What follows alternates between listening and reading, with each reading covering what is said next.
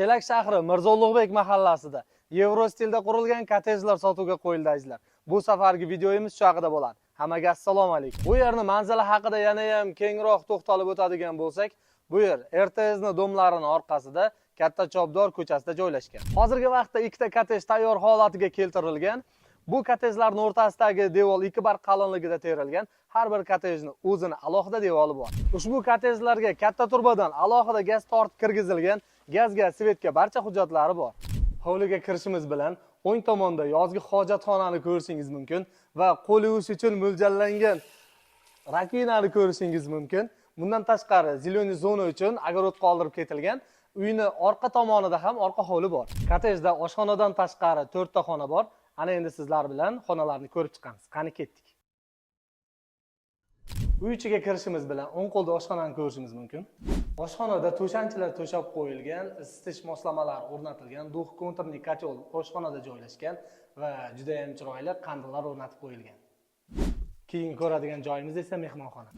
Mehmonxonani ham to'shanchalari to'shab qo'yilgan, juda ham chiroyli ta'mirlar qilingan, isitish moslamalari o'rnatilgan va juda ham chiroyli qandillar bor. Va yana shuni aytib o'tamizki, xonadondagi barcha pollar shlipovniy taxtadan qilingan. Keyingi ko'radigan xonamiz esa bolalar yotoqxonasi. Bolalar yotoqxonasida ham to'shanchalar qo'yilgan, juda ham chiroyli qandillar qilingan, isitish moslamalari o'rnatib ketilgan. Keyingi ko'radigan joyimiz ota-onalar yotoqxonasi. Ko'rishimiz mumkin, ota-onalar yotoqxonasida ham to'shanchalar to'shalgan, qandillar o'rnatilgan va bu yerda orqa hovliga qaragan deraza bor. Keyingi ko'radigan xonamiz uyning 4-xonasi. Bu yerda ham xuddi avvalgi xonalardagi kabi ta'mir qilingan, bu yerda ham orqa hovliga qaragan deraza bor. Keyingi ko'radigan joyimiz esa uyning sanuzeli. Sanuzelning tashqi qismi va ichki qismi issiq pol, ya'ni to'pli pol qilingan. Ko'rib turganingizdek, sanuzelda ham barcha sharoitlar taxlab qo'yilgan. Yozda kuni duh konturli kotelni ishlatmasdan issiq suv olish uchun suv isitish moslamalari o'rnatib ketilgan. Xonadondagi barcha santexnik mahsulotlari Lament firmasiga tegishli. Ana endi esa sizlar bilan orqa hovlini ko'rib chiqamiz.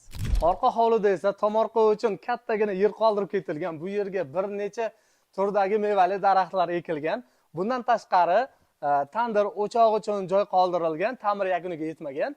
Bu yerning ta'mirlarini egalari yakuniga yetkazib berishadi. Aka-ukalar uchun, maxsus bir-biridan ajralmas do'stlar uchun xuddi mana shu kottejning ikkinchisi ham tayyor holatda. Bu kottejlar to'liq pishig'ishdan qurilgan. Ikkinchi kottejimiz ham sotuvda. Ushbu 3 sotixdan iborat bo'lgan kottejlarimizni har birining narxini $78,000 kami bor deb aytib o'tishyapti egalari. Kimga qiziq bo'lsa, ekranlarda ko'rib turgan telefon raqamlaringizga bemalol murojaat qilib, o'zlaringizga ma'qul narxni aytib savdolashlaringiz mumkin azizlar.